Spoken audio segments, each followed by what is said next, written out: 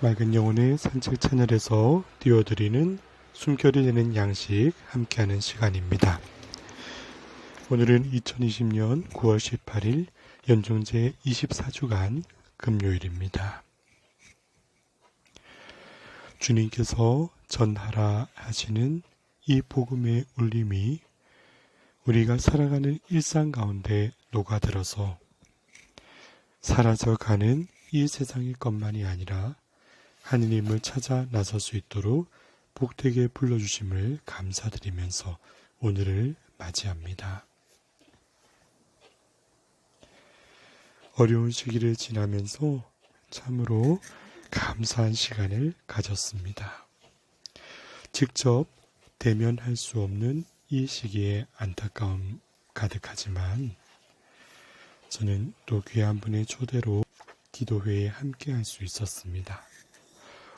비록 화면을 통해 하는 만남이었지만 함께 모여서 기도하고 서로의 얼굴을 영상으로 바라보면서 안부를 묻고 또 그 바람들이 주님께 가닿기를 바라는 마음을 모아서 함께 모여지는 그 풍경들이 눈시울이 시큰해질 만큼 얼마나 감동적이었는지 모릅니다. 이처럼 어려운 시기에도 주님의 말씀을 듣고자 하고 주님 안에 모여 함께 기도하고자 하는 그 원의는 어떠한 환경도 막을 수 없을 테니 말이죠. 우리가 오늘 듣는 주님의 말씀 가운데서도 하느님의 나라를 선포하시는 그 발걸음이 얼마나 값지고 아름다운 것인지, 그리고 우리의 삶이 무엇을 지향해야 하는지를 뚜렷이 전해주고 계십니다. 우리 모두는 주어진 삶을 살고 있는 것이지요. 내가 원해서가 아니라 내가 바라는 소망이 나의 의식 속에 생기기도 전 출생으로 허락된 내 역사가 이미 시작되었다는 것. 그것은 우리가 성장해 가면서 나 자신을 인식하면서 알게 되는 부분이지요. 이렇게 세상의 나무로부터 시작되는 내 삶의 모든 순간들은 이미 태어나는 순간 우리 생래적인 관계성으로부터 형성된 배경이 나에게 영향을 미치면서 이루어집니다. 생래적이란 내가 태어나는 순간 이미 와 있는 것, 선천적이다 그런 말이지요. 이 가정 안에 내 삶의 터전이 마련된 이곳 안에서 세상을 바라보며 성장해 온 꿈과 갈망이 어떤 것이었던가. 우리는 그 과정 속에 내 영혼에 찾아든 의미를 추구하는 길을 걷게 되고 또 세상 위를 거닐면서 나에게 비추어진 빛을 따라 이곳까지 오게 되었을 것입니다. 그리고 내가 성장과 성숙을 거듭하며 걸어온 이 시간 동안 세월의 흐름에 따라 원숙함도 늘어나면서 세상의 모든 긍정과 부정을 수용할 수 있는 힘도 생기지만 또 함께 더불어 찾아오는 내 육신의 나약함, 그것을 받아들여가면서 과연 내 삶의 가장 주요한 지향점은 어디 있는가를 돌아보게 되는 시간이 찾아오지요. 나의 육신도 그러하듯 언젠가 내 시야에서 그리고 존재 자체로도 사라져가는 세상 속에서 흩어지는 물질이 아니라 나의 깊은 영으로 찾아들고 영원으로 새겨질 저 위의 것을 바라보면 어떻겠는가. 저 위의 것이란 다름이 아니라 하느님 나라에 대한 희망과 내 영혼 본연의 새겨져 있는 그리움의 완성을 위한 걸음들, 어느 곳으로 쫓아가는가를 돌아보고 가슴에 새겨보자 하는 기도인 것이지요. 인간이 태생적으로 외로움을 느끼는 것은 내가 관계적 존재로도 또 충족될 수 있는 것이지만, 그럼에도 불구하고 영혼 깊은 곳에 내면이 끊임없이 목마름을 가지는 것은 내 영혼의 본성이 하느님 안에서 완전히 충만해질 수 있기 때문일 것이지요. 저의 유일한 바람이 있다 하면 저의 이 삶의 배경과 성장 과정과 의미 추구를 해오며 걸어왔던 길 속에 응답한 이 직분 안에서 오늘 루카복음 8장 1절의 말씀처럼 여러 곳을 두루 다니며 하느님의 나라를 선포하시고 그 복음을 전하셨다 하신 주님의 발걸음을 붙쫓아가는 것이지요.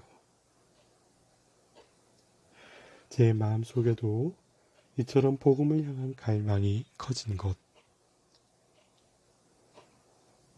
그 모든 일들을 이루어주신 하느님의 안배에 감사드리며 살아갑니다.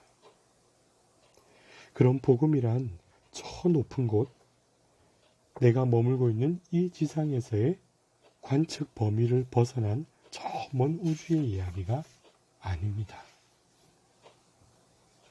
복음 기쁜 소식이란 내 삶의 모든 순간, 모든 것에 녹아든 하느님 숨결의 체험이 바탕이 되는 것이지요.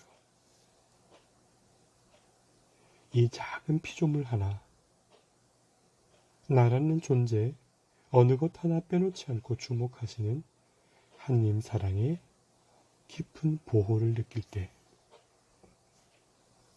나를 향한 끝없는 배려와 치유와 일어섬을 경험할 때, 곧 나의 생활 속에서 다가오신 당신을 뵙게 되고 알게 되고 변화하게 되는 것이죠. 오늘 주님을 따르는 12 제자도 주님의 부르심의 여정 속에 느꼈던 감동이 가슴을 채우고 있을 테고, 악령과 병으로부터 치유를 얻은 여인들도 주님을 따르면서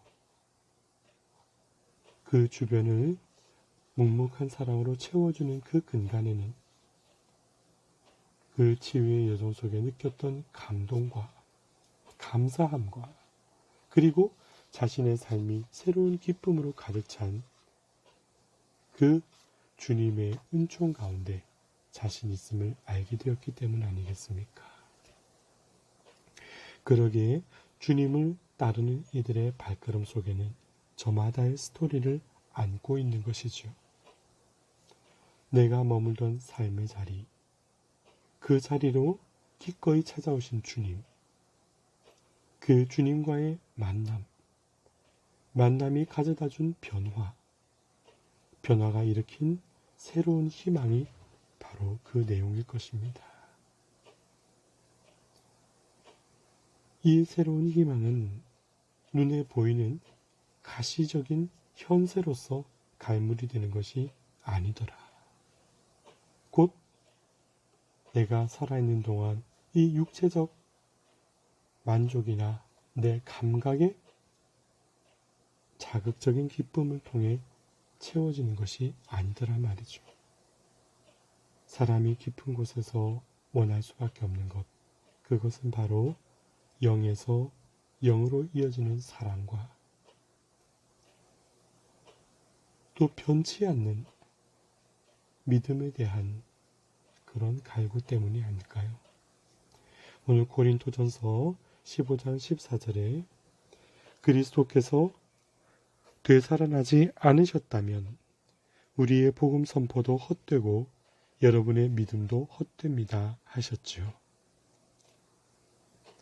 그리고 이어지는 15장 19절에 우리가 현세만을 위하여 그리스도께 희망을 걸고 있다면 우리는 모든 인간 가운데에서 가장 불쌍한 사람일 것입니다 하고 되짚어주고 계십니다. 주님께서 살아나셨다는 것, 죽음이 그것만으로 정의되는 끝이 아니라는 것. 그래서 부활은 막연한 내세를 가리키는 말이 아니죠. 곧 주님께서 친히 보여주신 그 부활은 우리가 하느님을 사랑하고 하느님의 뜻을 좇아 살았던 성실했던 삶의 궁극적인 귀결, 곧 저 끝자락에 맞이하여야 할 모습이 어떠한 것인가를 증명해 주는 것이라 하겠지요. 그 간절한 바람에 닿아서 오늘을 영적으로 순수하고 아름다운 하느님의 사랑에 걸맞게 갖고 가고자 하는 일. 내 곁에 있는 한 사람을 주님의 사랑으로 존중하고 배려하며 그 마음이 사랑으로 충만해지기를 갈망하며 내 몸짓을 옮겨가는 일. 그것이 바로 이 세상 한가운데서 하느님 나라를 선포하고 복음을 가슴에 새기는 길이 될 것입니다. 오늘 이 하루도 주님의 말씀에 머물면서 내 발걸음이 닿은 그곳이 복음의 향기로 물들게 하는 복된 사람이 되기를 청하며 맞이하였으면 좋겠습니다. 맑은 영혼의 산책길에서 띄워드리는 숨결이 되는 양식이 주님의 사랑을 수놓는 사랑의 길에 도움이 되기를 바라는 마음 담아 기쁨으로 전해드립니다.